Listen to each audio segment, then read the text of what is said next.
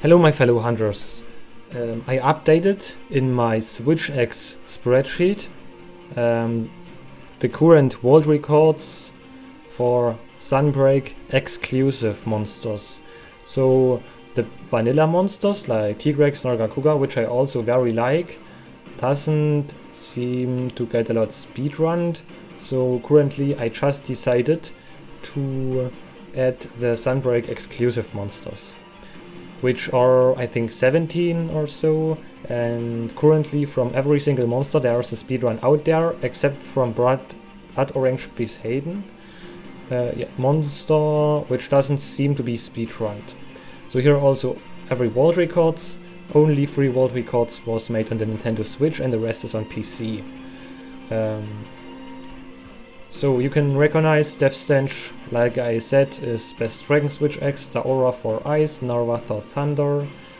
Rathalos seems to be good for specific matchups, but maybe I made a later video and compare Rathalos with the Almudron Switch X. Like you can see here, for Lunagaron they are using Almudron. But what I recognized is that everyone uses the Daimo Switch X. For Almudron Daimo, for Pyraknakadaki Daimo, and for Scorned Magnamalo Daimo. So maybe it'd be a little bit confusing for you when I recommend you in the meta build set the Almudron Switch X and the speedrun was made with the Daimo Switch X. So the reason is, in my meta video I used average hit zones. So my meta recommendation is for every single monster the average. And what speedrunners are using are matchups. Matchups are more built around a specific monster's hit zone.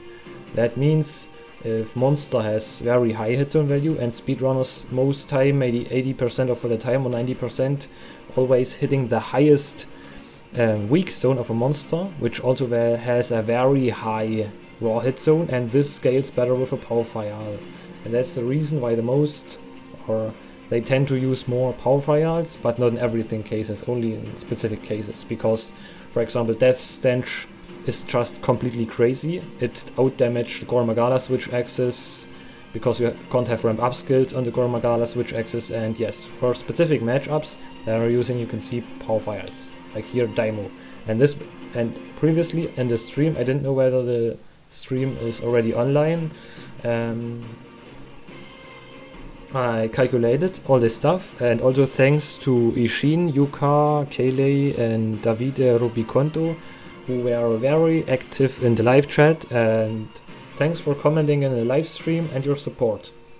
Okay, now I'm gonna give you a few details. We have, you can see here, the Whitebringer X with a level 2 slot and level 1 slot, 320 attack and 74 element.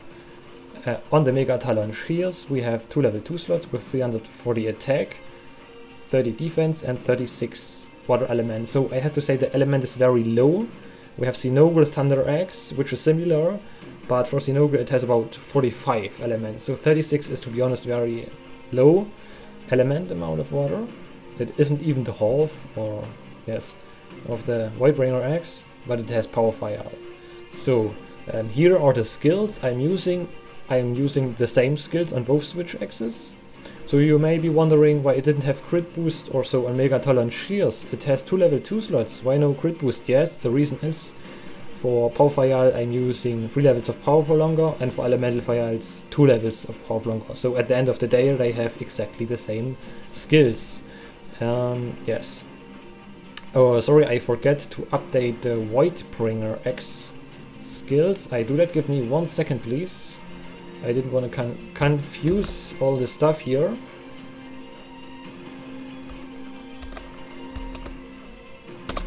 Okay, so for Whitebringer X, meta build, Protective Polish, Rapid Move, Weakness Exploit, Tiny Purple Sharpness Management, Fire Attack maxed out. Sorry, Water Attack, okay, I'm gonna change that later.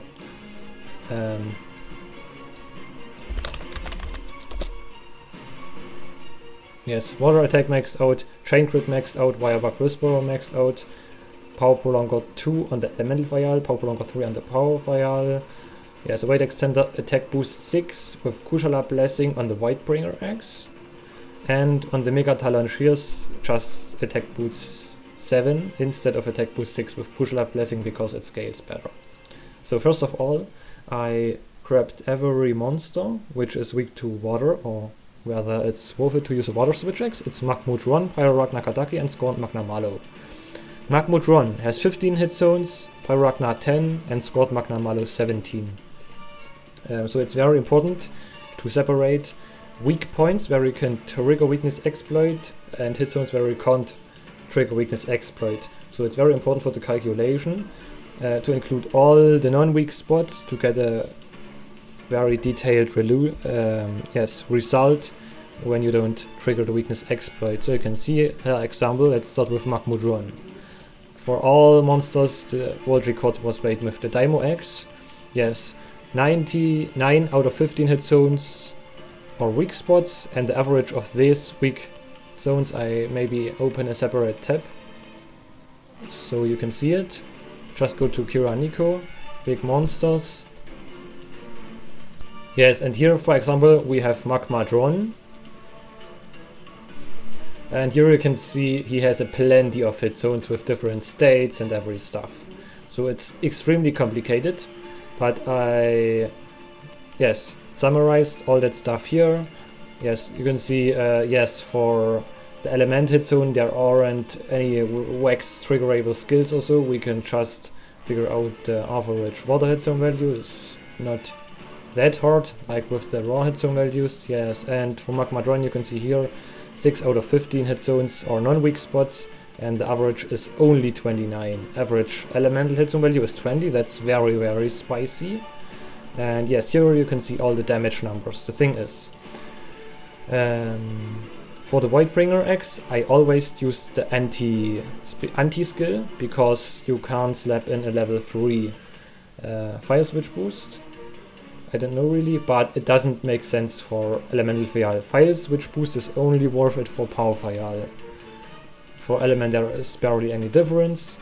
Yes, and for the Mega Talon Shears I used for the aerial playstyle the anti-skill, because you can't trigger fire switch boost on aerial playstyle, and for grounded playstyle I use the fire switch boost to maximize the best possible damage.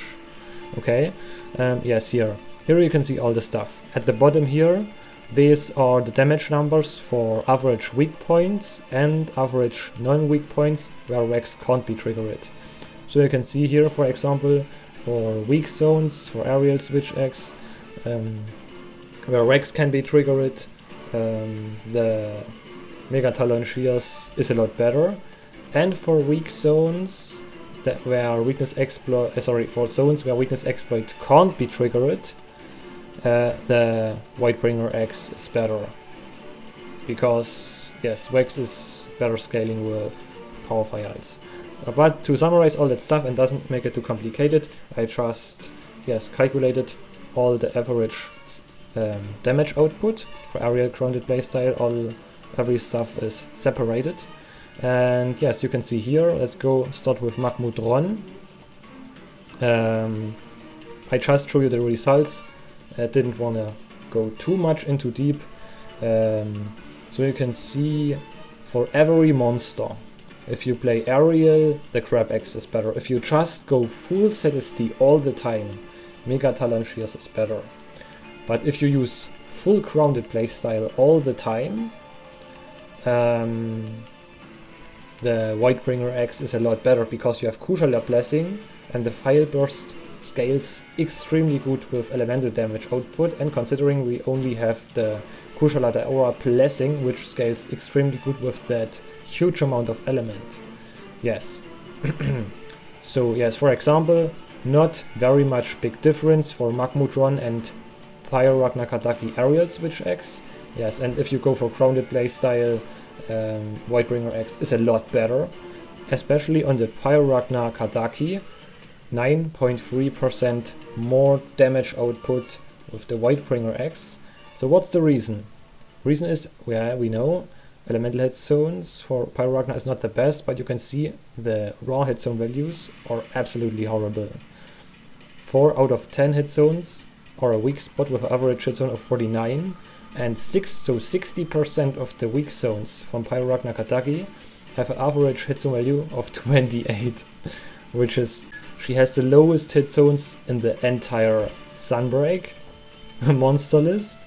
And yes, the worse the raw hit zone value, the better the elemental fire is. So yes, for shitty hit zone values, like I explained, elemental fire is a lot better, and for very spicy hit zones, the power fire is a lot better. So you can see here, for Pyrarachna, the Whitebringer X is a lot better. It scales so much better with the shitty hit zone values. Yeah, so I also use Whitebringer X. And now to the last monster, Scorned Magna Malo. I didn't encounter this monster. I'm just master rank 77 because I just all the time just doing calculation videos and don't playing the game. Yeah, as you can see, he has very spicy hit zones, 61, with a trigger rate of about 60%, because more than the whole of his weak points are yeah, higher than 45. And also the non-weak points has a very good hit zone with average of 34. So in general he has very good raw hit zones, and the element hit zone is, yeah, very low. Not really worth it maybe for elemental, but maybe it's on the border. And you can see here, for grounded playstyle is exactly the same. Megatalon Shears the file switch boost compared to Voidbringer X with Crucial Blessing does exactly the same damage if you go for full grounded. And if you also go for aerial or mixed playstyle, the Megatalon Shears is about 5% more DPS. Yes, so let's make a short conclusion. For Almudron, I always recommend Voidbringer X. Because for grounded playstyle, also in general you're doing 5% more DPS with the Voidbringer X than the Crab X. For mixed, yeah, for Pyrarachna Kadaki. For Pyrarachna Kadaki, I recommend Voidbringer X. In this case, it is absolutely so much better than the Crab X, 9.3% more DPS than the Crab X. We have very shitty raw hit zone values on Pyrarachna with not bad elemental hit zones. So in this case, for Pyrarachna, Voidbringer X is a lot better. Now for Scorned Magna Malo. Scorned Magna Malo has very spicy hit zones, very huge amount, up to 70 hit zone or so. And yes, also the non-weak zones has very huge amount, average 34. So in this case, for grounded playstyle, it doesn't matter. But if you go for aerial or mixed playstyle, the Crab X is a lot better. So for general uses, Whitebringer for Almudron and Pyrarachna, and for Scorned Magna Malo, the Crab X. So that was with the morph video. If you want to see more details, just watch the live stream, and thanks for watching. See you next time. Yes, and I forgot one thing, which is just informative, but it isn't in real when you play. You can see here, for aerial playstyle, Crab X is always better. If you just ZST spam all the time, Megatalon Shears is better, but it is unrealistic because you're also doing every time before, for example, for every ZST I'm doing a double slash for better unvulnerable iframes. And that's the reason why these are unrealistic. Okay, but for theory, for full aerial playstyle, Crab X is better. But I just recommend you what I've written here. So thanks for watching, see you next time.